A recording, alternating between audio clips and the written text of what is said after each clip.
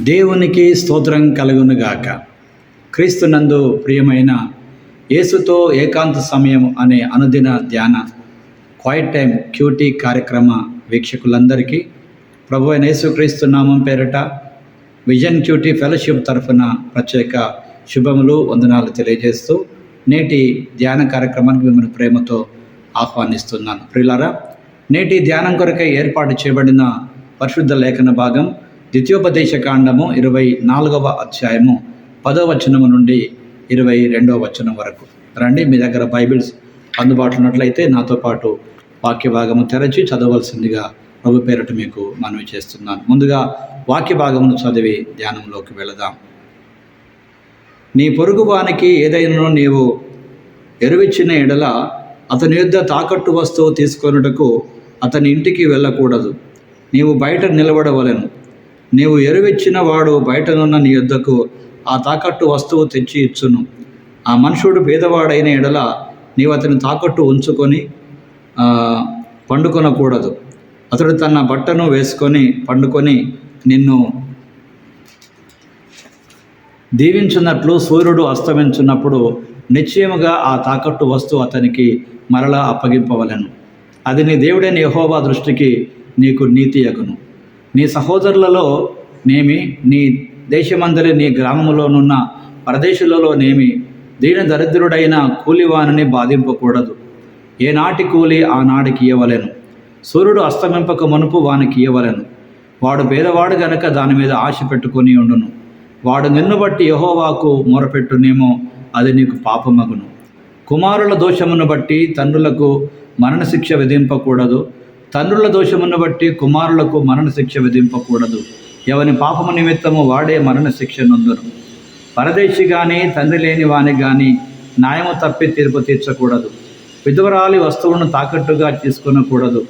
నీవు దేశంలో దాసుడవై ఉండగా నీ దేవుడైన యెహోవా నిన్ను అక్కడ నుండి విమోచించిందని జ్ఞాపకం చేసుకొనవలెను. అందుచేత ఈ కార్యము చేయవలనని నీకు ఆజ్ఞాపించుచున్నాను. నీ పొలములో నీ పంట కోయిచున్నప్పుడు పొలములో ఒక పన మరిచిపోయిన ఎడల అది తెచ్చుకొనుటకు నీవు తిరిగిపోకూడదు.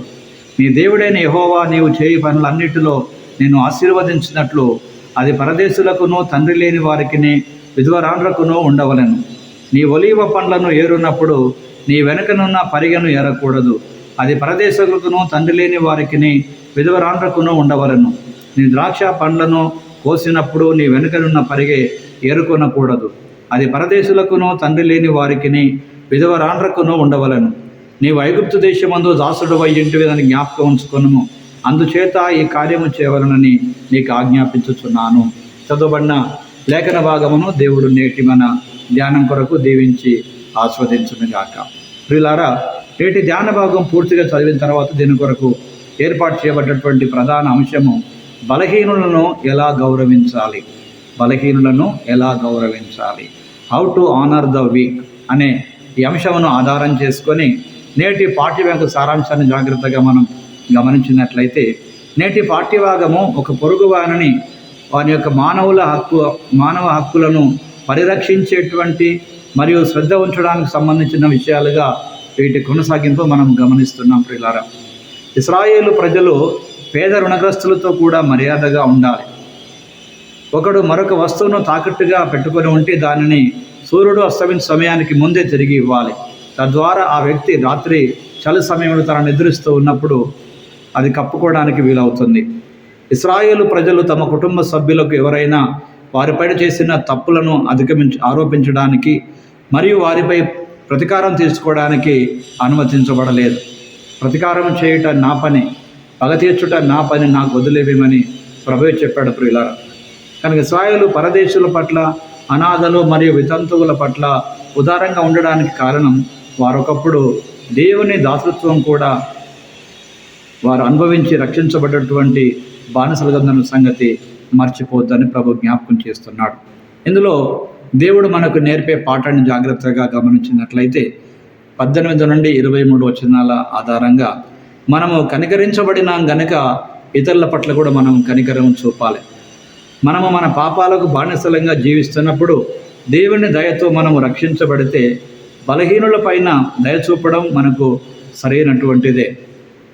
అలాగే దేవుని దయను అనుభవించిన వ్యక్తికి తగిన విధంగా మనము జీవిస్తున్నామా లేదా అన్నది నేటి పాఠ్యభాగం ద్వారా ఒకసారి మన జీవితాన్ని పరీక్షించుకోవాల్సినటువంటి వారం అయి ఉన్నాం. ఏ చిన్నపాటి సహాయ చర్యలు ఒకరి జీవితాన్ని కాపాడుతాయని తెలియదు కనుక ప్రియులారా, సాధ్యమైనంత మేరకు అనేకులకు మేలు చేయట్లో మనం ముందుండాలని, బలహీనలను ఇలా చేయటం ద్వారా మనం గౌరవిస్తూ దేవుని నియమాన్ని పాటించిన వారం అవుతామని నేటి పాఠ్యభాగం ద్వారా మనం గమనిస్తున్నాం ప్రియులారా. ఇందులో ముఖ్యంగా 19 నుండి 21 వచనాల ఆధారంగా మీకు అవసరమైన దానికంటే ఎక్కువగా ఉంటే అది పేదలకు చెందిందే అనే వాక్యం మనకు జ్ఞాపకం చేస్తుంది ప్రియులారా. దేవుడు ఇశ్రాయేలులకు ఆజ్ఞాపించాడు, వారి ధాన్యము, ఒలీవ, ద్రాక్ష పండ్లు పండించినప్పుడు అవి పరదేశులకు, తండ్రి లేని వితంతువులకు కొన్నిటిని వదిలివేయాల్సినటువంటిదిగా దేవుని నియమాన్ని గమనిస్తున్నాం ప్రియులారా. పేదలకు ఉపశమనాన్ని అందించడం అనేది దానిని నిజమైన యజమానికి కొంత భాగము తిరిగి ఇచ్చేటువంటి చర్యగా దేవుడు వర్ణిస్తున్నాడు ఈ భాగంలో.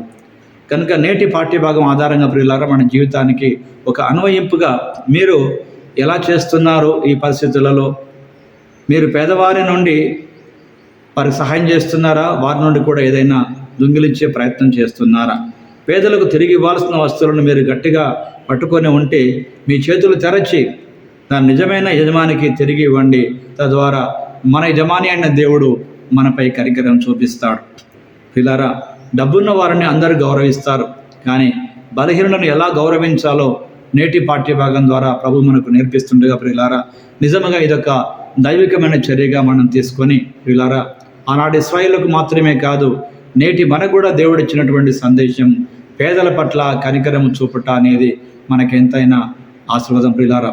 ఒకప్పుడు బానిసలుగా ఉన్నటువంటి ఇశ్రాయేలును దేవుడు కనికరించి ఈ రోజున వారిని అభివృద్ధి పరిచినప్పుడు దేవుడు వారితో మాట్లాడుతూ, ఒకప్పుడు మీరు కనికరించబడ్డారు కనుక ఇప్పుడు కనికరము చూపండి అనే ఆజ్ఞను మనం గమనిస్తున్నాం ప్రియులారా. కనుక ప్రభువైన యేసుక్రీస్తు పేరిట మనం పొందినటువంటి గొప్ప రక్షణ, అలాగే మనం పొందినటువంటి దీవెనలు ప్రియులారా, అనేక మందికి దీవెనం కావడానికి మనవంతు ప్రయత్నం చేయుటకు ప్రభు మనకు సహాయం చేయాలని ఆశపడదాం. రండి, ఒక ప్రార్థన మన కొరకు మనము ఈ సమయంలో చేసుకుందాం. ప్రభువా, నీవు నా పట్ల దయ చూపినట్లే నేను నా పొరుగువారి పట్ల దయతో ఉండేందుకు మాకు సహాయం చేయమని మీ వాక్యం ద్వారా అనుదినం మాట్లాడుతూ, బలపరుస్తూ, ధైర్యపరుస్తూ, హెచ్చరిస్తున్న మీ మాటల కొరకే స్తోత్రం చెల్లిస్తూ మా ప్రియ ప్రభు అయిన క్రీస్తు పేరిట ప్రార్థిస్తున్నాం పరమ తండ్రి. Amen, amen. ప్రియులారా, ప్రభువారు అనుదినం తన వాక్యం ద్వారా నిత్యము మాట్లాడుతుండగా మనం పొందినటువంటి అనుభవాలు, అనుభూతులు అనేకులతో పంచుకుందాం, వారి విశ్వాసాన్ని కూడా బలపరుచుతాం. అలాగే ప్రియులారా, నిజముగా యేసుతో ఏకాంత సమయం అనేటువంటి ఈ విజన్ క్యూటీ ఫెలోషిప్ వారు అందించే కార్యక్రమాలు మీకు ఉపయోగకరంగా, మేలుకరంగా ఉన్నట్లయితే మీరు మాకు ఫోన్ ద్వారా తెలియచేయండి. మేము సంతోషిస్తాం, ఆనందిస్తాం, ప్రభుని స్తుతిస్తాం ప్రియులారా. కనుక పేదలను గౌరవించడం అనేటువంటిది ఎలాగో నేటి పాఠ్యభాగం ద్వారా ప్రభు నేర్పిస్తుండగా ప్రియులారా, ఈ పాటలు నేర్చుకొని ప్రభు మహిమార్థమై అనేక పేదవారి యొక్క మేలు కొరకు నిలబడటలో ప్రభు తన మహాకృప మన పట్ల చూపించి మనం తన మహిమ కొరకు నిలబెట్టి వాడుకొనుగాక. Thank you. God bless you all.